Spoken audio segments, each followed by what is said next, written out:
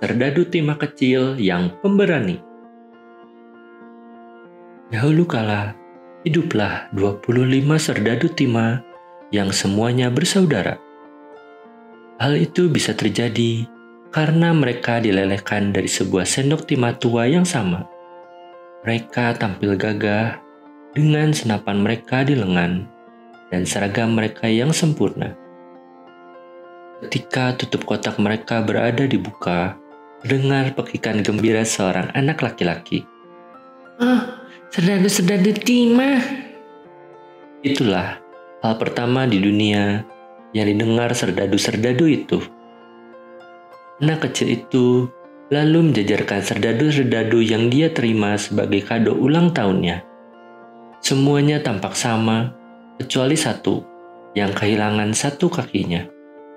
Timahnya tidak cukup untuk mengisi cetakan kakinya, sehingga dia hanya punya satu kaki, bukannya dua kaki. Tetapi dia juga gagah seperti serdadu-serdadu yang lain. Di atas meja tempat para serdadu berbaris, ada mainan-mainan lain, di antaranya kastel dari kertas yang indah sekali. Dari balik jendela-jendelanya, terlihat ruangan-ruangan yang menakjubkan dan sebuah cermin kecil di depannya yang mirip sebuah danau. Di atasnya ada angsa-angsa dari lilin yang bergerak lembut dengan anggun. Namun, yang paling indah adalah seorang gadis kecil yang berdiri di depan pintu kastel yang juga terbuat dari kertas. Dia mengenakan rok dari kain yang cantik dan selendang biru di sekeliling lehernya yang berhiaskan sebuah payet besar yang berkilauan. Karena gadis cantik itu adalah seorang penari, dia merentangkan kedua lengannya dengan anggun dan mengangkat kakinya tinggi-tinggi, sehingga serdadu timah yang tidak melihatnya dengan jelas berpikir bahwa gadis itu hanya memiliki satu kaki seperti dirinya. "Wah, dia punya satu kaki seperti diriku," gumam serdadu timah.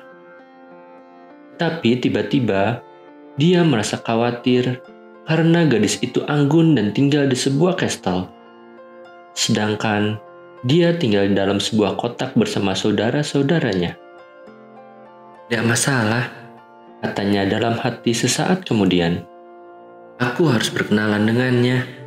Dia menatapnya lama, bersembunyi di balik sebuah kotak yang ada di atas meja. Ketika malam tiba, semua serdadu timah dimasukkan ke dalam kotak mereka, tetapi tidak dengan mainan-mainan yang lain. Saat semua orang di rumah itu pergi tidur, mainan-mainan lainnya yang menanti untuk hidup meluapkan kegembiraan mereka. Mereka mulai bermain dan bersenang-senang. Mereka saling mengunjungi, memberi hormat, perang-perangan dengan menyilangkan pedang, dan akhirnya mengadakan pesta dansa yang menakjubkan. Serdadu-serdadu timah yang marah-marah karena dimasukkan ke dalam kotak mereka jungkir balik seperti orang gila. Tapi mereka tidak pernah bisa mengangkat penutup kotaknya dan ketinggalan pesta. Pada saat itu, alat pemecah kacang menari sambil jempalitan dan sebatang pensil menulis ke segala arah di atas sebuah papan tulis. Di tengah keramaian yang riang gembira itu, hanya serdadu kecil dari timah dan gadis kertas yang tidak bergerak. Gadis itu tetap berdiri tegak dan anggun di atas satu kakinya yang meruncing dan lengan-lengannya yang terentang. Sedangkan si serdadu timah berdiri dengan gagah berani di atas satu kakinya dan terpukau memandang gadis kertas. Lonceng tengah malam tiba-tiba berdentang. Seketika penutup kotak tembakau terbuka. Ada troll yang muncul keluar dari kotak tembakau itu. Dia berkata dengan keras kepada serdadu kecil dari timah. Serdadu timah, jangan memandangnya terus-menerus seperti itu." Karena serdadu timah itu kelihatannya tidak mau mendengarkan, troll itu mencibir dan berkata lagi dengan kasar. Kamu benar-benar tidak mau mendengarkan perkataanku ya? Tunggu saja, kamu akan menerima akibatnya besok. Esokan paginya, setelah semua anak bangun, mereka tidak sengaja meletakkan serdadu timah itu di dekat jendela. Dia jatuh dari lantai 3, tertiup angin kencang, atau mungkin didorong oleh troll yang jahat itu. Dia terjatuh dengan mengerikan. Kepalanya mendarat terlebih dulu. Senapannya terganjal di antara dua bongkah batu. Seorang anak laki-laki turun tergesa-gesa untuk mengambilnya dan tidak menemukan apa-apa. Para serdadu menahan diri untuk tidak berteriak memanggilnya. Hujan deras mulai turun. Ketika hujan berhenti, dua orang anak yang bermain di jalan menemukan serdadu timah itu. Lihat, ada serdadu timah. Ayo, buat dia berlayar di selokan. Mereka membuat sebuah perahu dari lembaran kertas koran dan meletakkan serdadu itu di atasnya. Kemudian, mereka berlari mengikutinya sambil bertepuk tangan. Sementara, perahu itu berlayar hanyut terbawa arus. Walaupun perahu berlayar dengan cepat dan ombaknya tinggi, serdadu timah itu tetap menatap lekat-lekat dan memangkul senapan. Tetap tegar meskipun bahaya mengancamnya. Tiba-tiba, perahu masuk ke dalam gorong-gorong. Betapa gelapnya di sini. Apa yang akan terjadi sekarang? Pikir si serdadu timah. Apakah ini semua ulah si troll? Padahal, aku hanya ingin berkenalan dengan gadis kertas itu. Seekor tikus yang tinggal di bawah gorong-gorong menyadarkannya dari lamunan. Hei kamu bawa paspor? Serdadu kecil dari timah itu tidak menjawab, bahkan semakin erat menggenggam senapan di lengannya, dan perahu terus melaju. Hentikan itu! Teriak tikus itu dengan marah. Dia tidak membayar biaya tol dan tidak punya paspor. Namun, perahu itu sudah menjauh, hanyut terbawa arus yang semakin lama semakin kuat. Serdadu timah itu telah melihat cahaya di ujung gorong-gorong. Tapi, tiba-tiba dia mendengar deruman yang membuatnya cemas. Sepertinya, gorong-gorong itu bermuara di sebuah tempat yang besar dan berbahaya.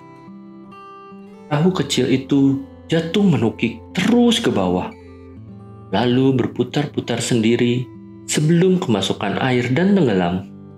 Serdadu timah merasakan air menyelubunginya lagi. Dia kembali memikirkan gadis di kastel yang memukau, yang sepertinya tidak bisa dia temui lagi. Perahu kertas itu terendam dan tersobek-sobek dalam sekejap. Sedangkan si serdadu timah ditelan oleh seekor ikan. Gelap sekali di dalam perut ikan. Tetapi serdadu itu tetap tegar dan memegang senapan di lengannya. Sementara itu, si ikan bergerak ke segala arah. Tiba-tiba, ikan itu berhenti bergerak dan tertusuk sebuah pisau. Terdengar suara seseorang menjerit. Ada serdadu timah dalam perut ikan ini. Ternyata, ikan yang menelan serdadu timah telah ditangkap, dijual ke pasar, dan akan dimasak di sebuah dapur. Saat pelayan sedang membelah perut ikan itu, dia menemukan serdadu timah. Pelayan pun mengeluarkan serdadu timah dengan hati-hati. Dia membawanya ke ruangan agar semua orang dapat melihatnya. Serdadu timah itu tidak terlalu merasa bangga. Ketika si serdadu timah diletakkan di atas sebuah meja, dia menyadari itu ruangan yang sama, tempat dia dikeluarkan dari kotaknya. Ini luar biasa. Dia melihat lagi anak-anak yang sama, mainan-mainan yang sama di atas meja, dan kastel indah dengan gadis kertas yang anggun. Serdadu timah sangat terharu. Akhirnya, dia dapat kembali ke tempatnya semula. Serdadu timah lalu melihat gadis kertas yang tetap berdiri teguh dengan satu kaki terangkat ke atas. "Halo gadis kertas, aku adalah Serdadu Timah. Salam kenal." Tiba-tiba, tanpa sebab yang jelas, salah satu anak laki-laki di rumah itu mengambil Serdadu Timah dan melemparkannya ke dalam tungku api. Itu pasti ulah jahat Setro dari kotak tembakau. Walaupun merasakan panas yang luar biasa, si Serdadu Timah yang gagah berani tetap tersenyum memandang si gadis kertas. Gadis kertas juga akhirnya balik tersenyum memandangnya. Si Serdadu Timah merasa tersentuh. Tiba-tiba, sebuah pintu terbuka. Si gadis kertas itu tertiup angin, terbang di udara seperti seorang peri, dan bergabung bersama Serdadu Timah di dalam kobaran api. Mereka yang terpisah akhirnya bersatu. Pagi harinya, pelayan yang membersihkan abu menemukan sebuah hati kecil dari Timah dan sebuah payet cantik yang tidak terbakar api.